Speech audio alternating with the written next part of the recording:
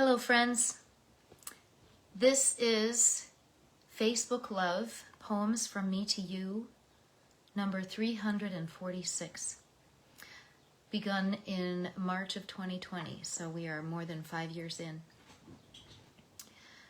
Today is the 100th day of this current administration of the United States federal government, and I have a lot of feelings. I'm sure you all do, whether you like it or not, though I don't think anybody who likes the poems that I read likes this. I have been trying to come back and do another set of poems almost daily for weeks, and there's a strange fatigue that takes me over sometimes, and then I really have a hard time pulling together my thoughts, and I don't want to do this if I'm not able to be clear. And the other thing is that I have a kind of a intuitive practice that feels like magic to me for choosing the poems that I would like to read. And I did it right now. The first part is something that I see or hear on the day has to take hold of me, and that happened earlier, a few hours ago. And then I go into the poems that I have set aside, and I glance at them, and I let my eyes rest upon the words without actually practicing them or making sure that they are exactly what I want to say, just sort of opening myself to what needs to be read out. And it worked. I have 3 that I would like to share. And the first one, I've never read this before. This one will be completely raw. I didn't even read it all the way through. The second is something rather longish from John Roedel, who is such a popular poet right now as far as social media sharing, etc. And every now and then he shares a piece that just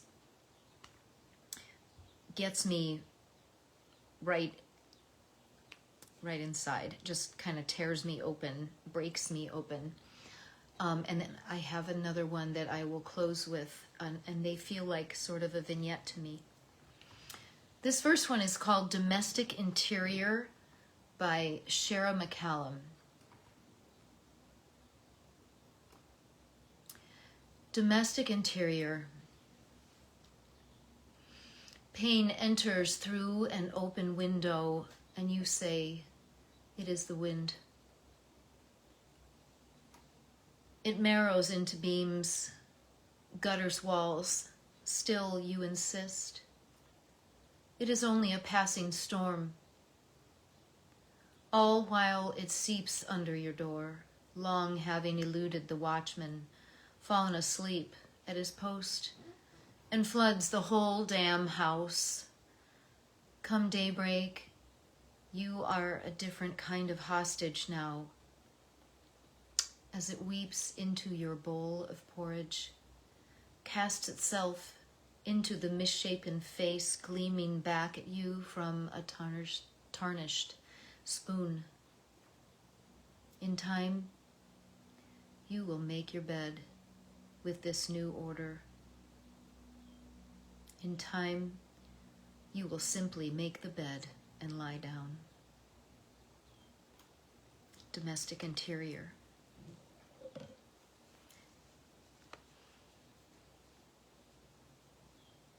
100 days in, it feels like 100 years. So,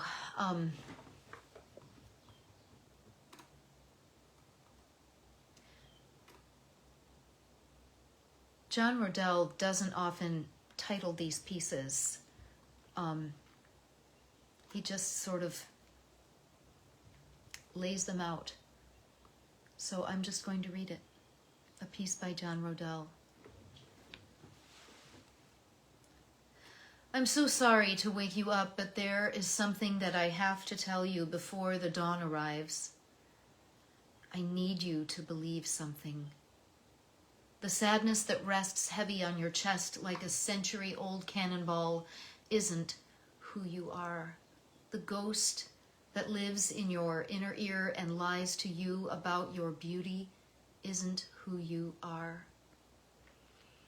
The swarm of regret wasps that have turned your heart into a dripping hive of guilt isn't who you are. The burning itch under your sweet skin that begs for you to tear into it so you'll finally feel something isn't who you are. The thick knot in your stomach that has been there since your first memory isn't who you are. Oh, my love, you aren't any of the terrors that have tried to make a home inside of you. They are squatters who believe that just because they left their dirty socks under your bed, that they have a say in who you are. They don't. Can I finally tell you the truth of why you were created? Well, I'm going to anyway. The truth is, you were created to be the moonlight on an unmoving lake, reflecting the mystery of our never-ending universe in your eyes. I swear I can see a nebula just inside of your left pupil. You are the burning fire in the sky. You are moonlight on the water. And by simply being alive, you are silently inviting the rest of us to sit by your shore so that we can bathe our scars in the shimmer of your sweet celestial smile. You are moonlight on the water. That's why you were created. I promise. Don't believe the interlopers. You are the delicate light of heaven's eternal gaze. Do you believe that yet? I know you don't see it yet, but you will. You have let these devils live inside of you for too long. You've become used to them. But it's time for them to go. The moonlight on the water doesn't need to be obscured. You shine best when the clouds are invited to leave. We need you to be at your brightest. I know it sounds selfish, but I need your light to keep me alive for the both of us. It's time to let all of the interlopers go. Every single one of them. The cannonball, the ghost, the wasp, the burning itch, the thick knot. It's time for them to leave. Open the door, unzip the tent, break the windows, unlock the gate, bulldoze the fence. I don't care how you do it, but don't let those intruders stay inside you for one moment more. Those things aren't who you are. Remember? You are the moonlight on the water. Remember? Everything you want is waiting for you on the other side of what you are currently suffering through. I'm going to say that again. Everything you want is waiting for you on the other side of what you are currently suffering through. You aren't what is happening to you. You aren't the pain. You aren't the anxiety. You aren't the regret. You are moonlight on the water. Oh, my love, the horizon is yawning. Here comes the new day. Do you believe me yet? From John Roedel. Don't we all have somebody who suffers from that kind of incubus or succubus? Very old-fashioned terms for the particular kind of demon that sucks away your life force. And doesn't the fire hose of evil and pain that's coming at us feel like that? I am not okay with American citizens ages 2, 4, and 7 being deported. They are citizens. You can't deport. Where would you deport someone to when they're citizens? The 4-year-old has stage 4 cancer, and they were not given time to get the meds, to consult with doctors. A woman who's breastfeeding her child was also taken in the same group. Another woman was taken, and she's pregnant. What for? Why the pain? They're trying to scare us. They're trying to take our spirit. I feel my heart rate going up. I feel my breath getting shallow. And then I look up and I see all the beauty around me happening in the same moment as these things that are painful. And then my thoughts expand, and I remember that in human history there has always been pain, and always been struggle, and always been war, and always been all the other wonderful stuff at the same time. So this third one is the poem that caught me today. This is the one that made me sure that I need to read today.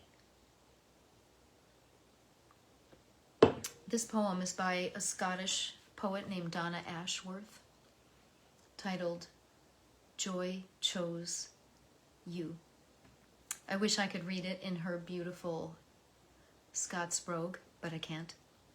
I could pretend, but it would be so bad, an abomination. So despite my Scottish heritage, I will stick with my American accent.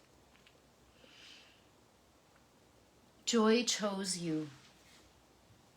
Joy does not arrive with a fanfare on a red carpet strewn with the flowers of a perfect life. Joy sneaks in as you pour a cup of coffee, watching the sunlight hit your favorite tree just right. And you usher joy away because you are not ready for her. Your house is not as it should be for such a distinguished guest. But joy cares nothing for your messy home, or your bank balance, or your waistline. You see, joy is supposed to slither through the cracks of your imperfect life. That's how joy works. You cannot truly invite her. You can only be ready when she appears and hug her with meaning. Because in this very moment, joy chose you.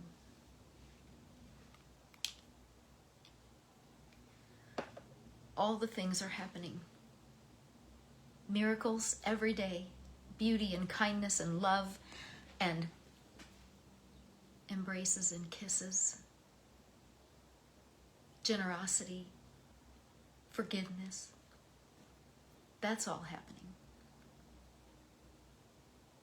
The best songs, the most passionate dances, theater, stories come out of the most difficult things. So that's what I have for you today. All the feelings, all the things, all at once. On this 100th day, when some people are giving speeches trying to crow about accomplishments, when your heart knows the truth, those aren't accomplishments. Those are designed to hurt and frighten and make us lose hope, make us feel discouraged. Fear is contagious. Our bravery is also contagious. This is Facebook Love. number 346, Poems from Me to You. I'll see you again.